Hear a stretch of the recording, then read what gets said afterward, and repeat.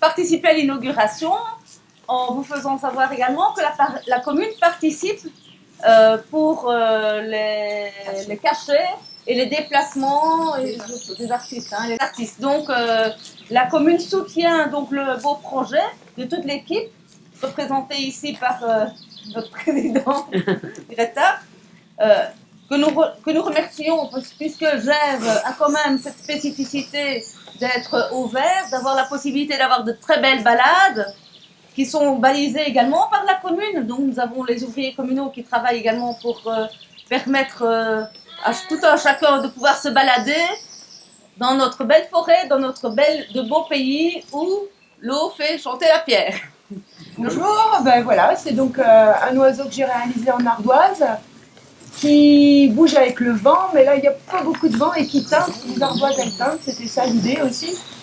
Et pour symboliser la liberté, ben, l'oiseau c'est symbole de liberté, et moi je trouve que c'est important de pouvoir aller où on veut, et l'oiseau lui, ben voilà, il se pose là où il est bien, et ce serait bien que nous aussi on puisse aller où on veut, comme on veut, sans frontières, voilà.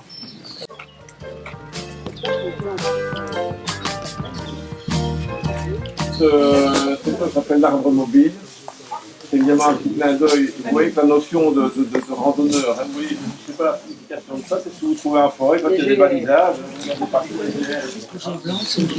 Deuxième question, est-ce qu'on s'est rentré dedans? Non. Un artiste, il ne fait jamais des projets comme les autres. Quelqu'un me dit qu'on aurait dû en mettre au bord de la mer. C'est un Hollandais, donc lui, probablement que ça l'inspirait plus la forêt. Il nous avait demandé un endroit, évidemment, un peu ombragé. L'intérêt des hêtres, tout autour de vous, vous avez des hêtres qui ont la particularité d'avoir un couvert très épais parce qu'ils captent 97% de la lumière qui traverse le feuillage. Ce qui veut dire que c'est très facile pour l'entretien de l'œuvre, pour les bénévoles de la fête de mai, parce qu'il n'y a rien à faire. Le hêtre, il tue tout ce qui est vert et qui pousse en dessous. Donc cette œuvre-là est restée bien au sec et bien tranquille. On lui a demandé de calculer la cheminée pour quand même que l'arbre puisse encore un peu grandir, mais comme c'est un hêtre qui est coincé par tous ses voisins, il ne pousse pas très vite.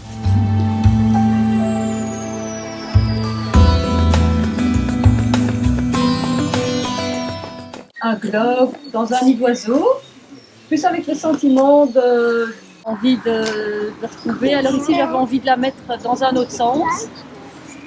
Maintenant par après, visuellement c'était important que je mette aussi les continents pas en dessous dans le nid parce qu'alors on ne les aurait pas vus. Donc voilà, pour finir c'était un peu le visuel qui comptait plus, mais à la base j'avais vraiment envie qu'on retourne cette terre dans un autre sens. On ne voit pas la carte habituelle avec l'Amérique à gauche et enfin voilà, comme on a tous l'habitude de la voir. Avec le vélo, on va où on veut. Avec le vélo, on va où on veut et on a une sensation de liberté incroyable avec le vélo, tout à fait. Ils sont donc reliés avec des tiges de métal. On va aller par là.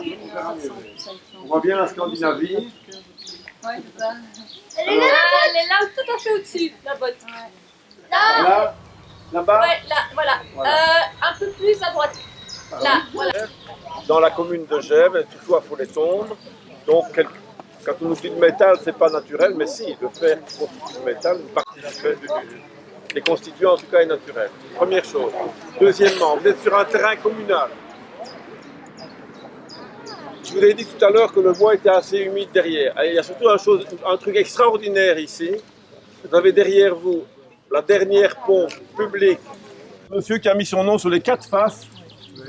Il s'appelle Distave et il est Doé. Voilà. Il y a la même à Goyer, près des grottes de Goyer, dans une prairie, mais qui n'est pas accessible.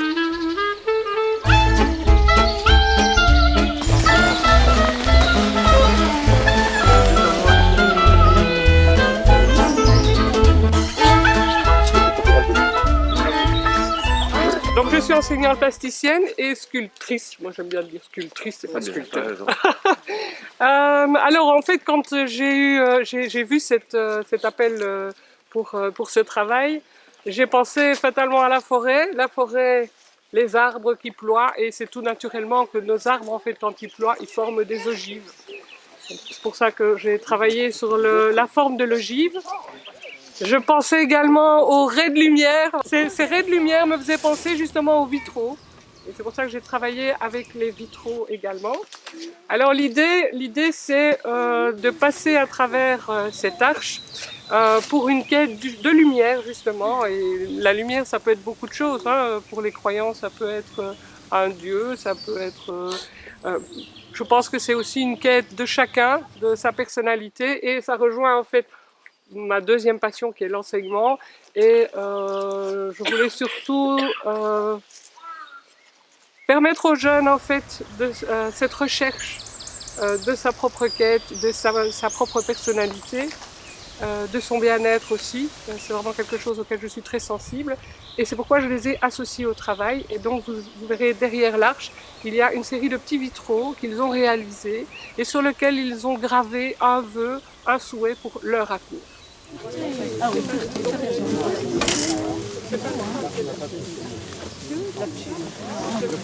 La méthode Tiffany, c'est quoi? Eh bien, on met un petit ruban de cuivre autocollant, vous voyez, tout autour de la forme. Voilà, on colle bien de deux côtés. Donc, il y en a sur la tranche, là et là, d'accord? Et puis, je fais ça partout.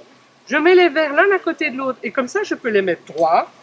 Et vous verrez dans les travaux de mes élèves, ils les ont mis comme ça, par moment. Ils les mettent dans tous les sens. On peut les mettre dans tous les sens. C'est le plaisir de cette méthode-là. Et puis, quand je les ai mis l'un à côté de l'autre, je mets une petite aiguille, je les coince en fait sur de la frigonite avec les petites aiguilles. Et puis, je vais venir mettre un joint en étain avec un fer à souder. Je vais fondre de l'étain. Ça fond très vite l'étain. Ça devient tout liquide. Et puis, ça se solidifie et ça va aller partout où il y a le petit ruban de cuivre.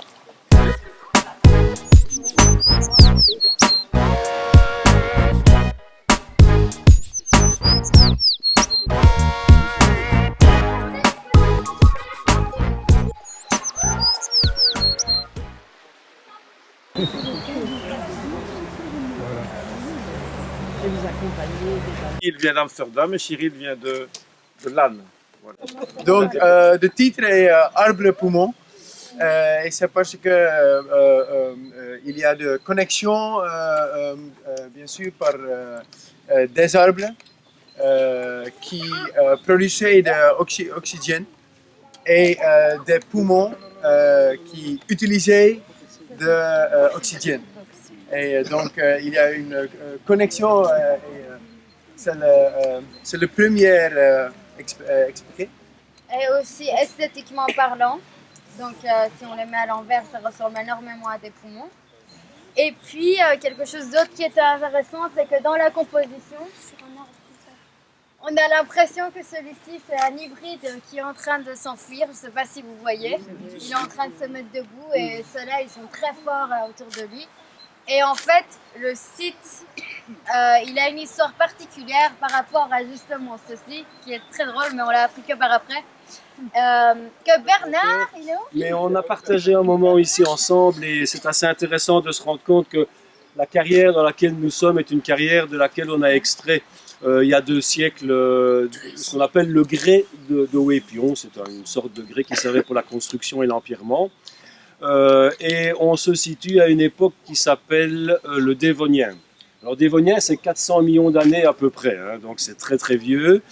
Mais vous devez savoir quand même que pas très loin d'ici, au nord, il y a une carrière qui... Stru, hein, oui, c'est ça. Au nord, c'est Stru, hein, donc c'est 6-7 km d'ici.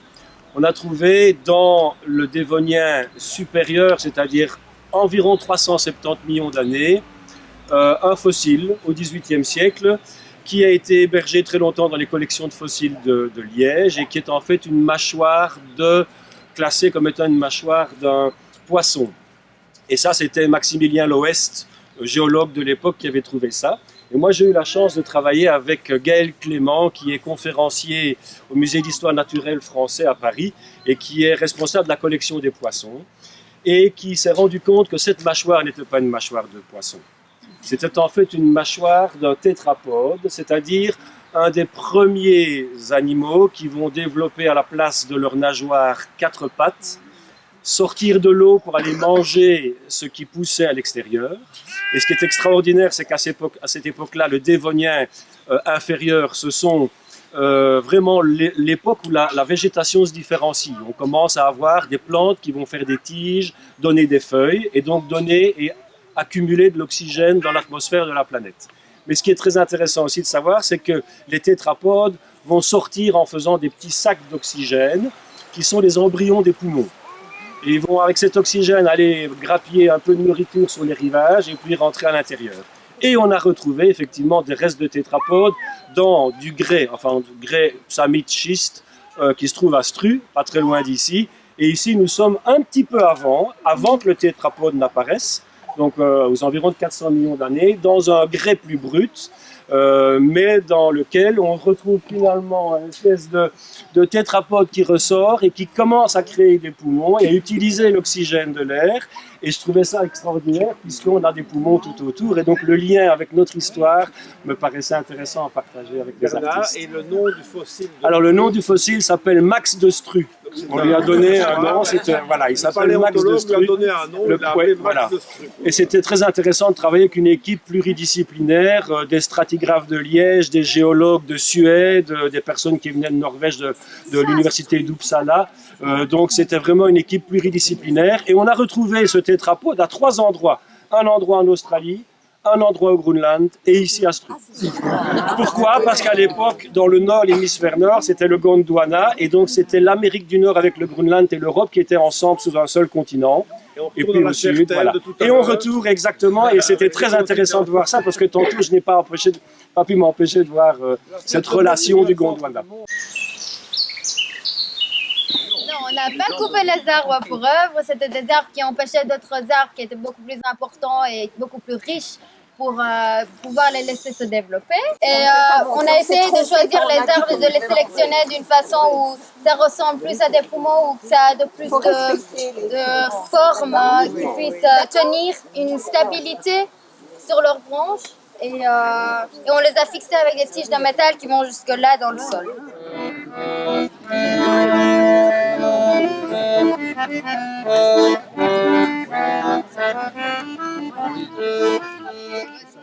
Ça fait vivre les oiseaux, vivre les oiseaux. Ça fait vivre les oiseaux, vivre les oiseaux. Vivre les oiseaux. Ça fait vivre les oiseaux.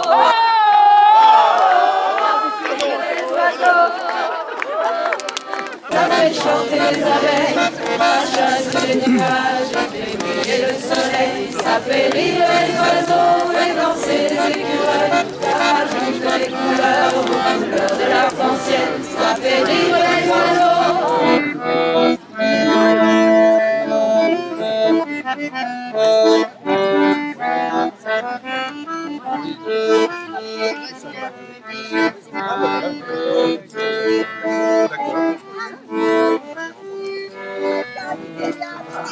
C'était chouette pour qui savait y faire.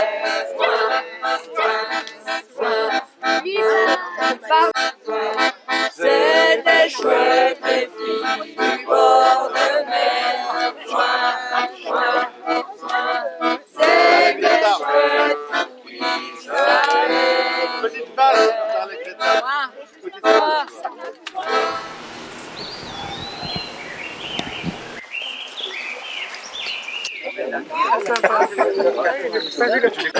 C'est un building avec des maisons, avec des... Il y en a en Belgique, à Genk et à Leuven. Mais ici, c'est la première en Wallonie. Et c'est ça, c'est de perpétrer ce mouvement, d'attirer le regard sur le patrimoine. Parce que je vous avoue que depuis que je fais ça, je ne regarde plus les murs de la même façon. Et c'est une façon aussi ludique d'intervenir sur le patrimoine. Une initiative qui a été lancée par un Allemand qui s'appelle Jan Wormann, il y a de ça, je dirais c'est 2014, 2015 par là. Et c'est lui qui a commencé à mettre en évidence les lacunes du patrimoine, comme ceci, mais il n'en a pas du tout fait une initiative propriétaire, il a décidé de partager et même de diffuser, si bien que l'initiative a été reprise un peu partout dans le monde.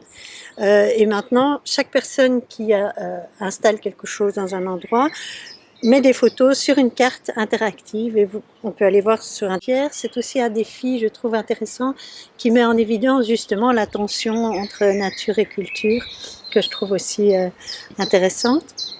Et alors ici au château de Gesvres en particulier, j'ai un peu construit une sorte de HLM, parce qu'évidemment on est au bord d'un château, donc il y a un petit clin d'œil, mais aussi parce que c'est pas n'importe quel château.